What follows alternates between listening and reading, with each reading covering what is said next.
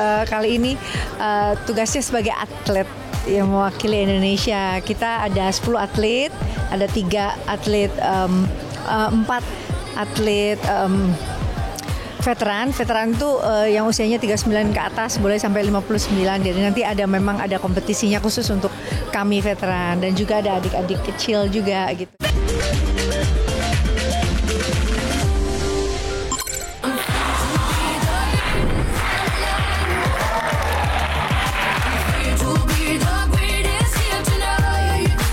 Tak ada kata terlambat. Mungkin kalimat itu pantas diberikan pada Krisdayanti atau yang biasa disapa Kade. Bagaimana tidak? Di usianya yang memasuki kepala 5, ia terpilih jadi atlet wushu yang mewakili Indonesia dalam kejuaraan olahraga wushu di Imeisan, China. Kali ini tugasnya sebagai atlet yang mewakili Indonesia. Kita ada 10 atlet, ada 3 atlet, 4 atlet veteran. Veteran itu yang usianya 39 ke atas, boleh sampai 59. Jadi nanti memang ada kompetisinya khusus untuk kami veteran, dan juga ada adik-adik kecil juga gitu. Tak sia-sia 4 tahun lamanya Kade menekuni olahraga bela diri ini. Hasilnya selain tubuh sehat dan gesit, kini ia jadi atlet wushu Indonesia. Kade tentu bangga, terutama ketika mengenakan training dan jaket bertuliskan atlet wushu Indonesia. Sebelum mengikuti pemanasan dan simulasi bersama atlet wushu lainnya, wajahnya pun tetap cantik dan full make up. Gitu. Jadi kalau di seni bela diri kan memang wushu, kalau kita lihat atlet-atletnya tuh mereka boleh pakai make up, styling gitu. Tapi pakai senjata. Oh iya, kukunya juga disesuaikan. Iya, kan memang ini baju wushu saya memang fuchsia, ini juga belinya di tip atlet kemarin di China, jadi dipakai sekarang. Tolong dibantu baca ini apa? Wushu Indonesia. Wushu Indonesia. Jadi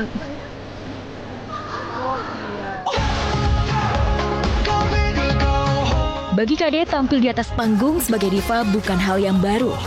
Tapi untuk tampil menunjukkan kemampuan seni bela diri wushu di kejuaraan bertaraf internasional, ini kali pertama dan cukup membuat istri Raul Lemos itu nervous.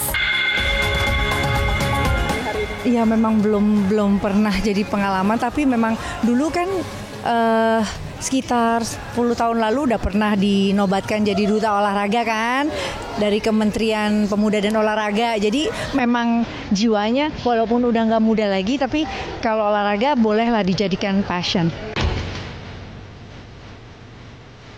Ya, semangat Kade begitu membara mengikuti kejuaraan wushu di China.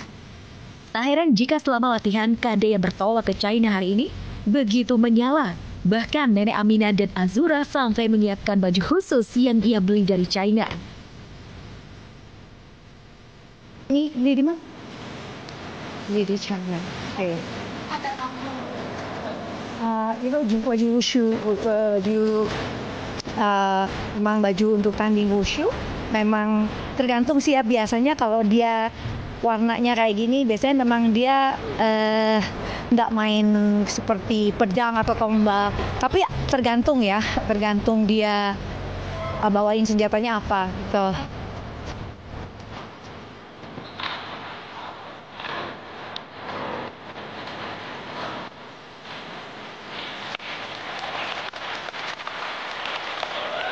Pastilah kan secara adrenalin kita kan juga terpacu, dan kembali saya selalu ingat ini kesempatan besar. Tugas mulia saya ini sebagai atlet, jadi saya belum pernah merasakan perasaan bahagia seperti ini dalam hal persiapan. Jadi saya harus fokus supaya ingat latihannya.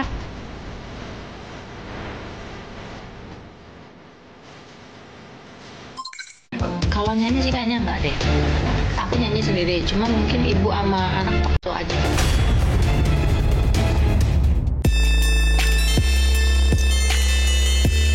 Yusuf Ivander Damares, putra sematawayang pasangan Inul Daratista dan Adam Suseno sebentar lagi akan lulus SMA. Itu artinya Ivan sebentar lagi akan duduk di bangku perkuliahan. Ivan yang sedari kecil bercita-cita sebagai pengusaha ini pun rencananya akan melanjutkan pendidikannya ke bisnis, di mana Ivan akan melanjutkan sekaligus mengembangkan bisnis sang ibu dan juga mendirikan bisnis impiannya. Dia udah hunting-hunting tempat kuliah kalau yang di Jakarta itu. Terus sempat aku tanya mau kuliahnya di luar negeri apa di Jakarta. Mama ikhlas aku ke luar negeri gitu. Yakin, papa yakin. Papa nggak ada siapa-siapa loh gitu. Nah kalau Mas Ivan mau pergi ke luar negeri nggak apa-apa, tapi yang deket-deket aja, misalnya ke Singapura, ke Australia gitu. Dia pengennya ke bisnis. Jadi kemarin aku tanya, Mas Ivan mau kemana sih sebenarnya gitu? Ya ke bisnis aja deh mah, ngelanjutin urusannya mama gitu. Selain itu, Ivan yang begitu mengagumi penampilan sang ibu ketika berada di atas panggung ini pun membuat Ivan turut serta dan siap untuk mengguncang panggung Kilau Raya MNC TV ke-34 tahun, 20 Oktober nanti.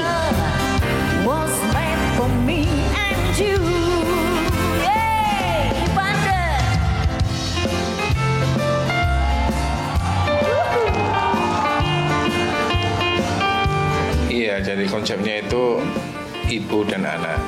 Saya nggak ikut. Jadi nanti yang terlibat itu Inul, Ivan sama emak. Sebenarnya sih nggak masalah juga ya, karena kan di zaman sekarang itu apapun asalkan anaknya aktif, kreatif dan inovatif sih, segala sesuatu pasti bisa berdiri sendiri lah gitu. Apalagi disupport sama orang tuanya sebagai penyupport doang gitu. Tapi anakku bilang aku berdiri sendiri aja gitu.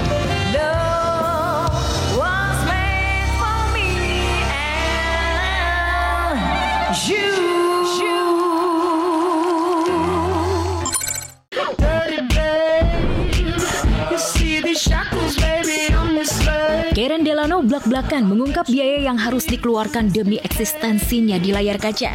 Tak tanggung-tanggung, presenter sekaligus fashion stylist itu bisa menghabiskan dana hampir 100 juta untuk sekali perawatan.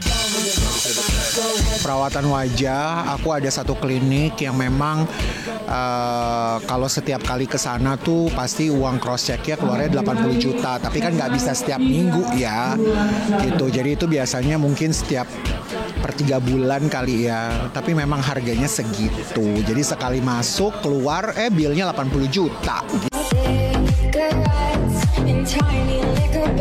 Ya, bagi Karen penampilan adalah bagian penting dari profesinya sebagai fashion stylist dan menganggap semua biaya tersebut sebagai bentuk investasi agar tetap bisa eksis di dunia hiburan.